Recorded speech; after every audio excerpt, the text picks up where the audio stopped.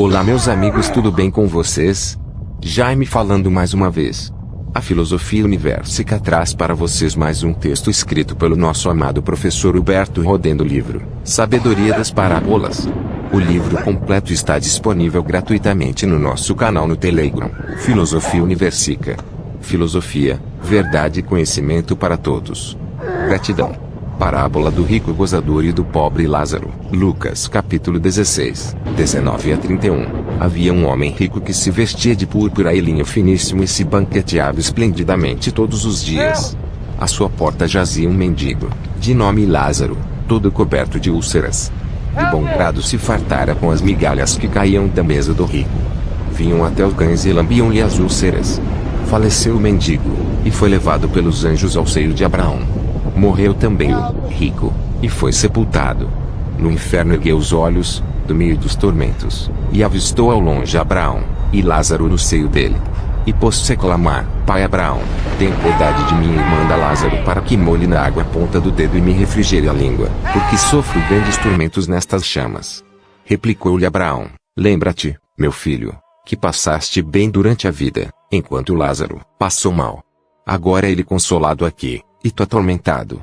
Além disto, medeia entre nós e vós um grande abismo, de maneira que ninguém pode passar daqui para vós, nem daí para cá, ainda que quisesse.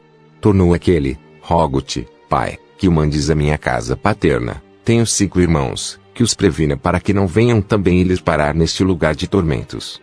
Respondeu-lhe Abraão: Eles têm Moisés, e os profetas, que os ouçam.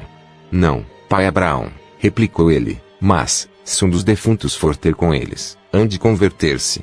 Disse-lhe Abraão: Se não dão ouvido a Moisés e aos profetas, tampouco acreditarão quando alguém ressuscitar dentre os mortos. Enquanto o homem não se converte da sua maldade, continuam os males, com ou sem corpo material. Por demais conhecida é esta parábola. Um ricaço vivia, luxuosamente no seu palacete, vestindo-se com os tecidos mais finos e banqueteando-se esplendidamente todos os dias. À porta da sua residência jazia um pobre, coberto de chagas e meio morto de fome. Ansiava por catar as migalhas que caíam da mesa do ricaço, mas ninguém lhes dava, e ele não podia mover-se para apanhá-las. Até os cães vinham lamber-lhe as feridas. Morreu o pobre Lázaro, morreu de fome. Algum tempo depois, morreu também o rico, morreu, provavelmente, de indigestão, porque quem se banqueteia esplendidamente todos os dias não pode ter vida longa. O texto menciona que o rico foi sepultado, certamente com música e discursos. Lázaro, provavelmente, não foi sepultado, mas jogado ao monturo. A Vulgata Latina diz que o ricaço foi sepultado no inferno, mas o texto original, grego, põe ponto depois da palavra sepultado. Depois, em nova frase, diz: No inferno levantou os olhos, não os olhos físicos, que estavam enterrados, mas os olhos da consciência. Isto faz supor que o corpo físico seja uma espécie de tampão opaco, que não nos deixa enxergar nitidamente o que realmente somos. Parece que, depois da remoção desse tampão opaco, o homem enxerga melhor a sua realidade espiritual. Segue-se então um estranho diálogo entre o rico no inferno e Abraão, representante do mundo espiritual, nas alturas. O rico, do meio dos seus sofrimentos, pede a Abraão que mande Lázaro refrigerar-lhe a língua com uma gotinha d'água para aliviar um pouco os terríveis sofrimentos nas chamas do inferno. Abraão, porém, nega-se a atender ao pedido, acrescentando que há um abismo entre os do inferno e os das alturas, de maneira que não há possibilidade de transição de cá para lá, nem de lá para cá. Destas últimas palavras concluem muitos leitores a impossibilidade de uma conversão após a morte, que sem fim são os sofrimentos dos condenados ao inferno, como sem fim são os gozos dos habitantes celestiais. Entretanto, convém notar que o texto não menciona com uma só palavra algo como conversão do sofredor. O que o rico pede é unicamente alívio das penas, não se mostra arrependido da sua vida pecaminosa, pensa apenas em como aliviar o seu mal, sem se converter da sua maldade. A sua mentalidade pecadora continua a mesma que foi durante a vida terrestre. Continua a ser pecador, um pecador sofredor, depois de ter sido um pecador gozador. O que ele pede não é possível, em face da inexorável justiça e justeza das leis cósmicas. Enquanto durar a culpa, perdura a pena. Enquanto existir a maldade, persiste o mal. É este o intransponível abismo mencionado por Abraão. O rico condenado por sua própria maldade não pede reencarnação para se converter numa nova vivência terrestre. Pede apenas que Abraão mande Lázaro reencarnar, ou ressuscitar, a fim de prevenir seus 5 irmãos, vivos, para que não venham a sofrer o que ele está sofrendo. Não pede que seus irmãos se convertam pela pregação de Lázaro redivivo. Pede apenas que não venham a sofrer o mesmo mal, embora não renunciem às suas maldades. Abraão, porém, nega-se a atender ao pedido, porque sabe que não se converteriam, e sem conversão da maldade não há abolição do mal. Abraão fez ver que esses 5 pecadores em corpo material não estão com vontade de se converterem, nem que um defunto redivivo lhes falasse. Este paralelismo com os 5 irmãos, farinha do mesmo saco, bem mostra que o pecador defunto continuava pecador impenitente no além, como 5 impenitentes no aquém.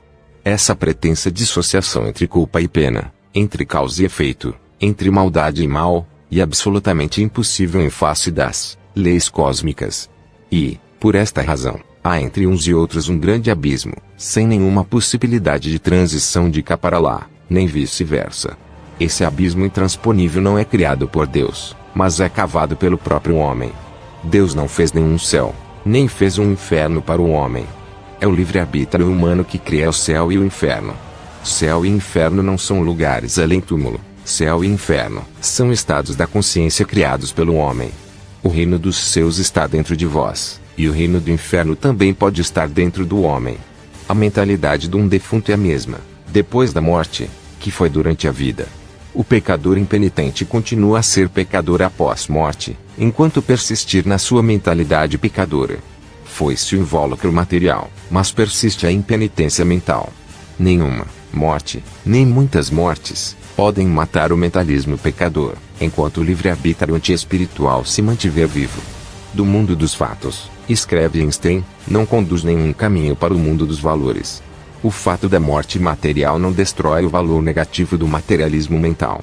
O pecador que, na matéria, foi pecador, não deixa de ser pecador fora da matéria. O materialista gozador se converte num materialista sofredor, continua a ser materialista pecador. E por isto há um abismo entre nós e vós, entre materialismo e espiritualismo. E, se o materialista sem matéria continuar impenitente no seu materialismo, é bem possível que o poder do seu mentalismo materialista acabe por rematerializar o seu corpo, e recomeça o velho círculo vicioso. O materialista volta ao seu céu, material por mais meio século, e assim por diante, 10 vezes, 50 vezes, 100 vezes, reencarnando, enquanto não se converter do seu mentalismo materialista. Não é o sofrimento como tal, nem é a rematerialização como simples fato que leva o homem à espiritualidade, como bem prova o caso do materialista sofredor da parábola. O que redime o homem do seu materialismo, gozador ou sofredor, é uma nova vivência espiritual. Esta vivência, porém, não provém de uma nova materialização, ou reencarnação. Essa nova vivência nasce de uma total mudança em seu livre-arbítrio. Valores não são causados por fatos. Um único valor não vem de 100, nem de 1000 fatos. Somente um novo compreender, um novo querer, um novo viver é que podem redimir o homem das suas maldades, e, finalmente, também dos seus males. A parábola do rico avarento e do pobre Lázaro encerra uma inteira metafísica de filosofia cósmica, que convém focalizar mais profundamente. Há quem pense que o sofrimento seja fator de redenção. Nenhum sofrimento como tal redime o homem, mas é a atitude do homem em face do sofrimento que o pode redimir.